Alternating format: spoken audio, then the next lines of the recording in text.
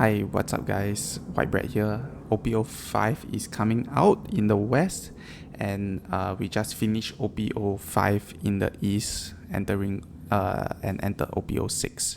So here is my guide on surviving OP05 based on the east.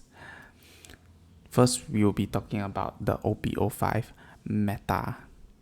In OP05, we have 6 new leaders: Belobetti, Sabo, Don Quixote Rosinante, Sakazuki, Purple Monkey D. Luffy, and Enel. So first, let's talk about the S tier decks. We have Enel, for being very tanky with his revival ability. Next we have Sakazuki, okay, having a killer color combination of blue and black. This color combination gives him very strong control over the board, bouncing your opponent's characters to the bottom of the deck or back to the hand, and also having access to your trash with his black side, summoning onto the board or cycling his hand for better resources. And lastly, we have Purple Luffy. Okay, Purple Luffy, he ramps and gains resources really quick because he takes his life as a resource. Okay, this allows him to go wide and huge very quickly. Okay, dropping Kaido on turn 4 is almost game changing for this leader. Okay, but we already kind of know what the S tier leader is like, so let's take a look at the A tier leaders. Okay, first we have RP Luffy. Okay, this is one of my favorite leaders.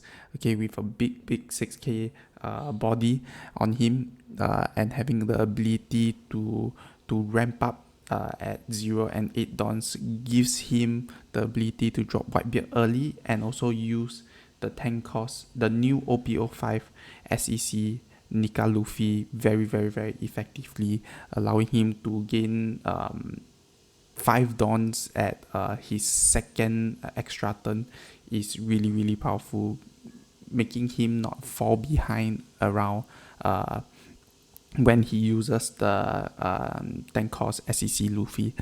But why is it A tier? Because he doesn't he's really weak against yellow decks.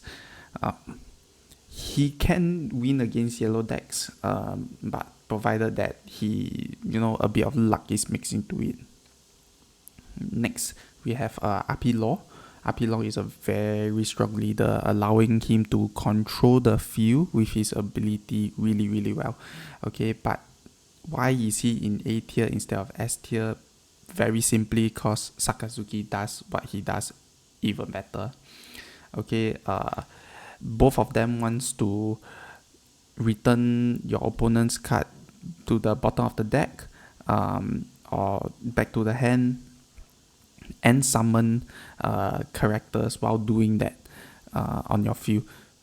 The problem is Sakazuki do not need to sacrifice Dawn, and he can access to the trash, allowing him to both KO and return opponent's character to the bottom of the deck and summon really wide with his black side. Okay, so this is why RP Law is in A tier. Okay, last we have Katakuri. Okay, Katakuri is the only leader that is here so far that is pre OP04 or OP04 and below. Okay, so because of his ability, allowing him to look at his life and choosing to top or bottom it, okay, give him some control over his triggers, and at the same time giving him plus 1000 power when attacking. Okay, really strong ability. Means he's always attacking with 7k, which removes two cards from hand to counter. Okay, this also means that he have, because of his Big Mom Pirate type, he have access to tank cost Big Mom, which is really very powerful for any yellow decks. Okay, the problem is he is very reliant on triggers and the 10 cost Big Mom. Okay, if he doesn't drop 10 cost Big Mom on turn 5, it's very tough for him to fight this uphill battle. Okay, this is why he's at A tier. Okay, and why these leaders are at A tier? Because they have the ability to win against many of the S tier decks, but it does take a bit of thinking and also a bit of luck to get there. Okay, next we talk about the leaders that is from OP04 and below. That is not Katakuri. Okay, these leaders, you can just forget about them. You can cry about it, hold your funeral for them, pack them up and store them in the dark hole, because you are not going to see them for a very, very, very, very long time. Okay, forget about these leaders. Okay, break up with them and move on with your life. Okay, look towards OP05. Okay, next we are going to talk about the 0.5 meta. If OP05 have part 1 and part 2 for the 0.5 metas. Okay, first we have ST11 Uta. Okay, this leader will see play in the OP05 meta because of its ability and its access to all the film cards. Okay, it allows you to have a huge hand, and also access to a lot of the film cards, new film cards that is very effective against Purple Luffy.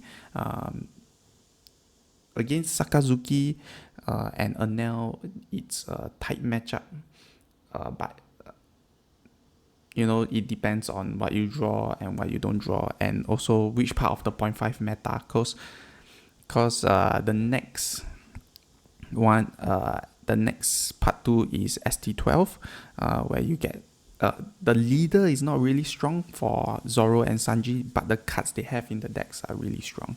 So you get access to Duval, you get access to Mihawk, which is very useful in the ST11 Uta decks. Okay, so all these will be shaking up the meta quite a bit, and Uta, ST11 Uta can be a tier A leader. Okay, not tier S. Okay, now let's talk about money. In OP05, we get the standard 6 SP cards.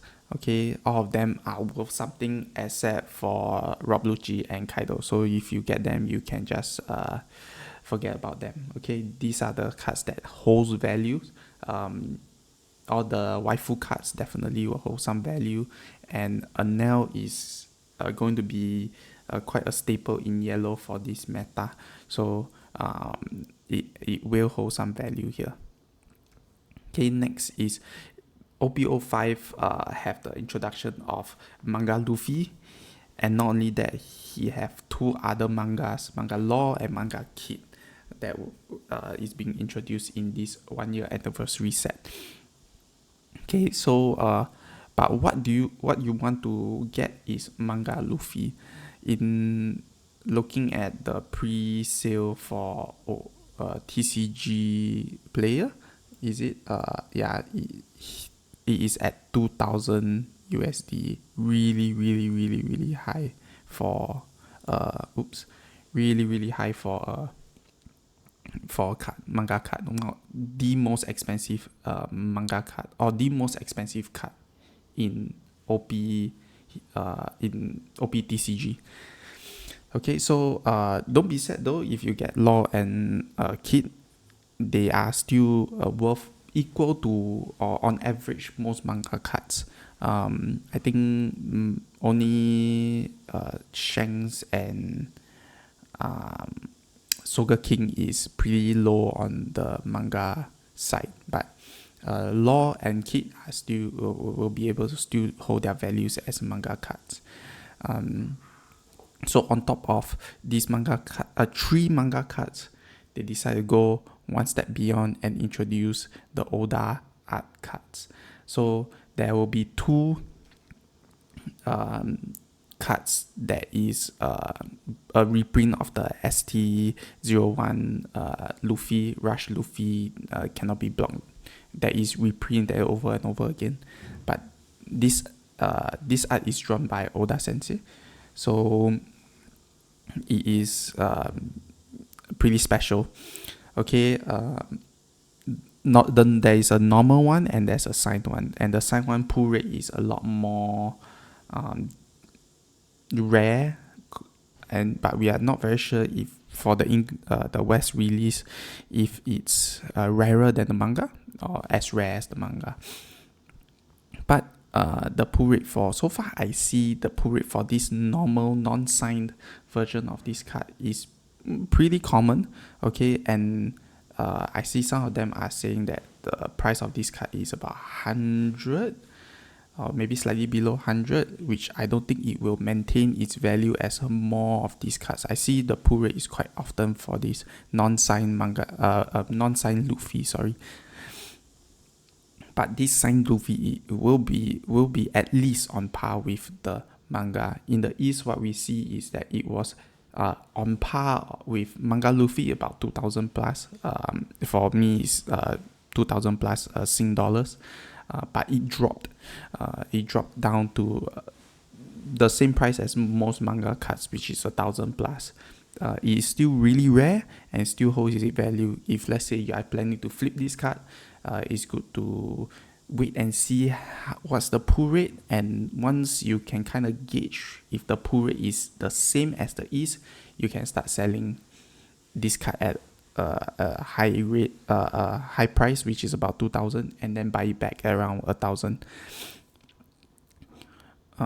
Okay, so next let's talk about finance for decks. So this section is mainly for new players. The older players, they have already a lot of the cards, so you don't have to spend more money on constructing the new OP05 decks. But for newer players, you might want to do a little bit of research on how much a deck costs to be viable in your locals before forming your deck and use it in your locals. Okay, so we first look at one of the most expensive deck, RP Law.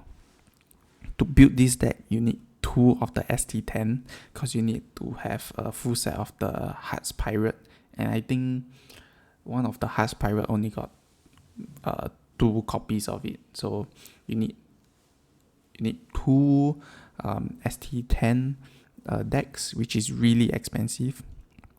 You need access to some of the SR cards in OP05, which are slightly more expensive on average. But more importantly, you need access to these film exclusive cards. Okay, Gordon especially is over, I wouldn't say over $20, but it's around $20, which is really expensive for one card. Most of the SR cannot compare with this one promo card. So because of his ability, being able to minus 3,000 is really strong. And it's exclusive to the film package. The Uta film booster deck-ish thing. Okay, so it's really expensive. Total damage is about $180 to build this deck. So if you are on a budget, you should avoid this. But if you are a fanatic for RP Law, which is a really good deck, you can, try to find a cheaper alternative for Gordon, or wait for OP06 to come out for a Gordon alternative. Next we have Anel. Okay, most of the cards are really cheap in Anel. Even the SR Yamato is below, I think, $2 from what I saw, which is really weird. I thought Yamato will go up in price, but because Queen is not very dominant, I guess, in the previous meta, so Yamato went down in price. But in this meta, Yamato is really, really, really important, okay, for this deck. So quickly buy all your Yamato cards for OP05. But you need Katakuri in the Anel deck, 4 copies of Katakuri to be exact, and if you've been keeping track on how much the SEC costs for category, okay, you know that is really expensive, okay, which makes this the most expensive deck in OP05, or the most expensive deck full stop, okay. 4 copies of category is really expensive, okay, which bring up the damage to about $220. It might be even more, cause category, if Enel is so dominant, category might go even higher in price. Okay, so if you have category and you don't plan to play Enel, it's a good time to sell all your categories right now. Okay, next, we have the meta decks. So on average, the meta decks will cost about $100 each. You need to have a few of the ST decks, so and also access to some of the new OP05 SR cards, or previous set SR cards to make these decks viable. This means that it will cost about $100 to build these decks, which is pretty average for a deck to be competitive. Next is we have our budget option. If you are on a tight budget and you still want to do relatively well in your locals, okay, you can get Bello Betty. Reason being very simple. The deck is made out of many uncommons, many rares that are not very expensive, okay, and because this set introduced the revolutionary armies, and most of them are uncommons, commons, rares, so the deck is really cheap. Maybe the most expensive cards will be some of the SRs that is inside, like Cracker and Koala, which only costs about $6 per card, okay, bringing your total damage to about $45 to build this entire deck. Okay, so if you are on a tight budget, this is a really good option to pick up. Okay, but of course OP05, we must with a new set, we must learn to have some fun. Okay, that's the whole point of us playing this card game. But if you have been keeping up with the East meta, you can see that the S tier leaders are taking off the slot, and it's not fun losing in your locals.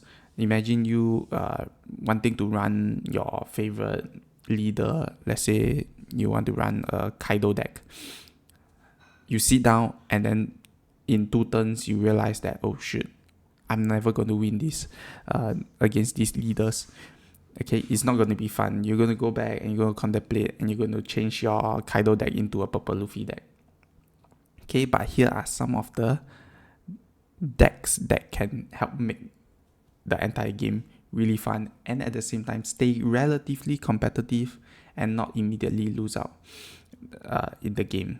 So first we have Bello Betty, okay, our budget option. Okay, reason being is because Bello Betty is first, is easy to pick up, is a budget deck, easy, cheap to build, and also very easy to pilot, because the ability is very straightforward. Trash 1 of your revolutionary army card and give up to 3 of your revolutionary army type characters or characters with trigger 3000 power. Okay, this allows Bello Betty to be really quick, okay, and really aggressive.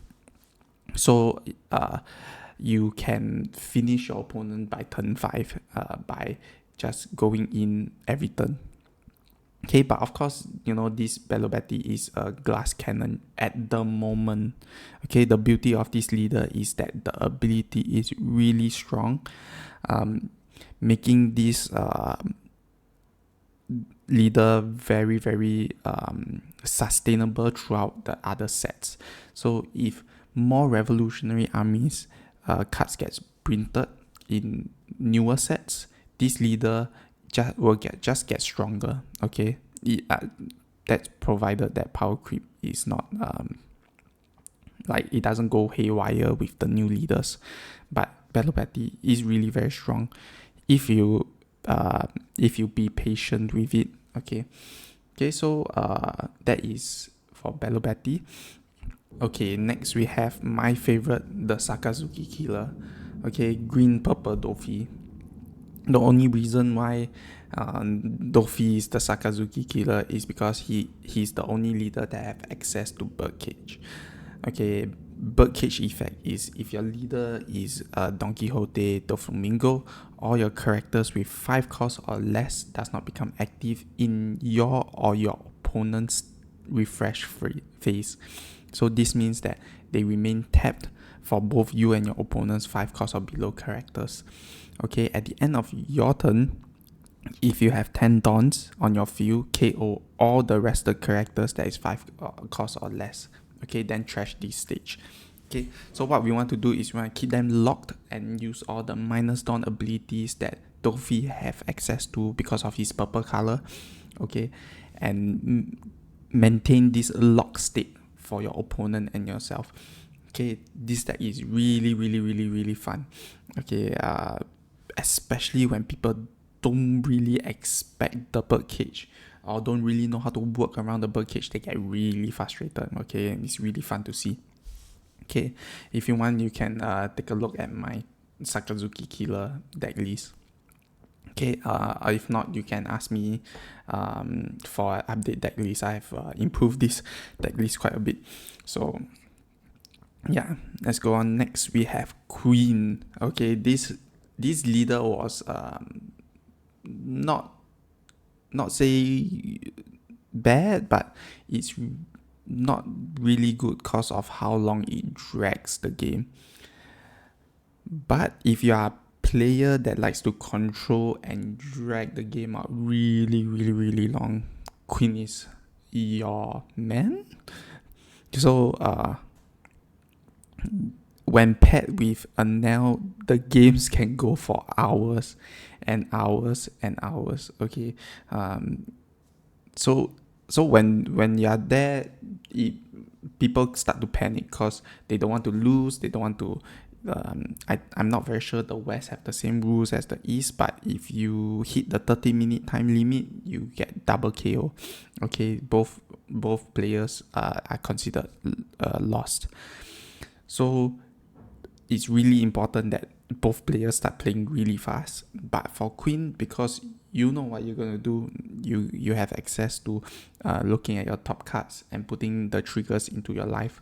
This allows you to maintain your status quo for a very long time, dragging the game out and controlling your opponent's board. So it's more like your opponent starts to feel the time ticking once he start playing with Queen and get into his panic state. So this is really fun. Okay, next we have our social outcasts of this set. Okay, Sabo and Rosinante. Okay, or Corazon. I like to call him Corazon more. Okay, so for these decks, did not say they are not meta, but I think their effects are really strong. Like I said at the beginning, they are really strong, but they are just some leaders born better than others. But we can make this really fun. Okay, let's start off with Sabo. Okay, Sabo is a lot more straightforward. Okay, once you have a wall of Hina and Borsellino, you can kind of like make the opponent really frustrated because he cannot KO Borsellino, and when he try to KO Hina, you can kind of lock one of the 6 costs or less characters, and at the same time use Sabo's ability to keep Hina on the board. Okay, so this is really very frustrating if your opponent doesn't have allows you to establish your board and then decides to attack Sabo. Okay, it gets really frustrating. I play with Sabo a few times and it turns out really bad. Okay, so next we have our Corazon leader. Okay, the only leader so far in any of the sets that has the blocker ability. Okay, and because of that, he can attack because of his ability, he can attack and withstand himself. If you have 6 card or less, allow him to block the next turn. Okay, this allows you to have access to a lot of your searches, protect your searches, and sugar to kind of tap your opponent's character. Okay, this means that your hand is really big, and the opponent gets really frustrated and say, oh no, I have to start clearing the sugar or clearing the baby 5, which they are wasting resources to do that, while you gain resources and gain your cards that have stronger abilities, like your Dankos Dofi that you can play on turn 5. Okay, so when people don't really know how to work around Corazon, they start to waste their resources on sugar, waste their resources on baby 5, because they're seeing you gaining your hand size a bit bigger, and also tapping their characters on play, so they get really panicky. This allows you to come in and start wiping the board. And we come to the end of the guide. Okay, let me know if it's helpful, and if you want to see a deck list for any of the leaders that we talk about, just let me know in the comments. I realize that I cannot really interact with anybody unless you type in the comments, so please do that if you want to, and let me know if this guide is useful or not. Thank you very much. Okay, bye.